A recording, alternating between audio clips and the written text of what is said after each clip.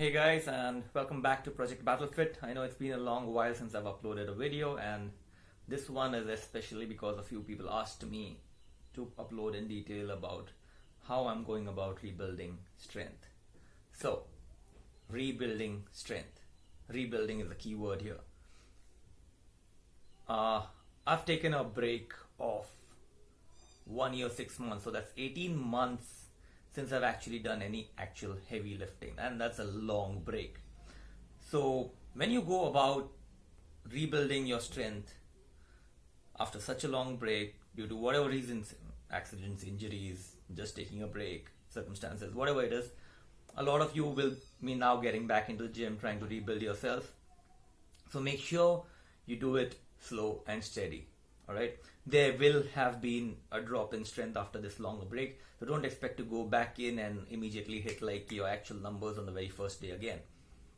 Yes, if you have been training strong and heavy earlier, your rebuilding process will be much faster than a beginner who just begins off building strength for the first time, because there's form and technique that matters, which you already have in place.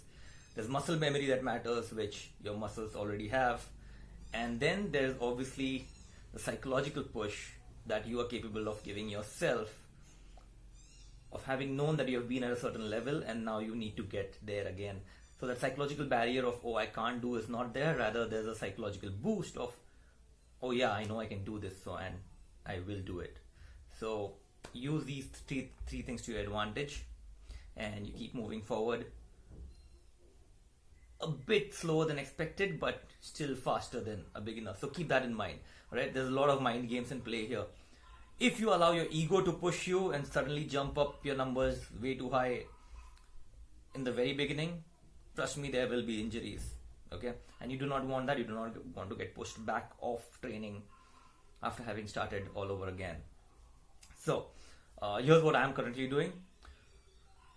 I take up 50% of my actual 1 RMs, okay, my 1 rep maxes, the known best that I can do. I only take 50% of that weight, and just for 3 weeks I'm going it very light, only the compound lifts. I'm not focusing so much on assistance work at all right now, only getting back with my compound lifts, just doing 4 lifts: deadlift, bench, overhead press and squat, and that's it. That's the only things I'm doing. I'm scheduling it twice a week, right? Twice a week because I'm also training other things. I'm also working. It's busy as fuck.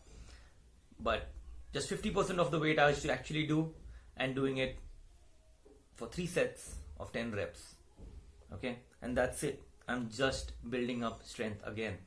For testing myself, in between I increase the weight a bit, go a 3-repper. Still not my max possible 3-repper. It's just to test myself whether I can still go higher or not. And that is where the catch lies. I cannot let my ego get to me and like be, oh, I know I can do bigger than this, so I will do bigger than this. No. Complete your 3 reps, stop. Make sure there is no pain, make sure there is no pull, make sure there's no break in your technique.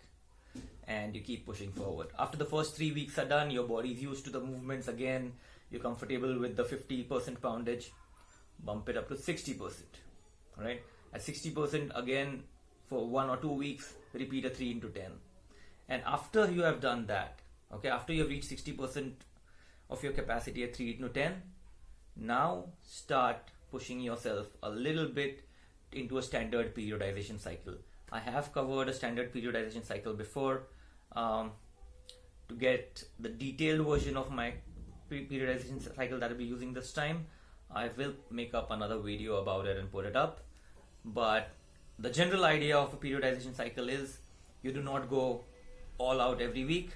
You go 60%, 70%, 80%, 90%, back down to 60%, and then you attempt a new 1 RM, which is 100 or 105%. Alright, so I'll be taking it very slow. I'll be spacing out my periodization cycle also pretty slowly, because I'm getting back after a long time. This is not at the peak of my performance that I'm doing a periodization cycle. So it's good to space it out over 2 weeks instead of 1 week, right? To make it slower, steadier, and keep the progress going slow and steady. Remember, when it comes to strength, especially when you're rebuilding it, slow and steady wins the race. Alright? You want to stay out of injuries, you want to stay out of bullshit, you want to stay off going off protocol. Just keep trudging slowly, steadily up and ahead. If you have had injuries that are pulling you back, for example, I have knee issues, so while I'm squatting, if ever there's a stinging pain, I stop, I wait, I see if it works, I fix my stance, and then I go at it again. I do not keep pushing through the pain. Pushing through pain and pushing through soreness are two entirely different issues. If you're sore, doesn't matter, push through it. But if there is stinging pain due to a pre-existing injury, stop. Don't let your ego get to you. You don't need to push through it. Wait it out, reset, go it. If resetting doesn't help, if you're still feeling pain, ditch that set. Do another exercise, move on. But make sure you get work in and you do not continue injuring yourself so that you can keep moving forward. Right? So that's all I had to say about this. I will definitely put out the standard periodization cycle and my adapted periodization cycle, I think, next week, so that you guys can stay in touch. And this is Pushkaraj Shirke. Stay strong, guys. Take care.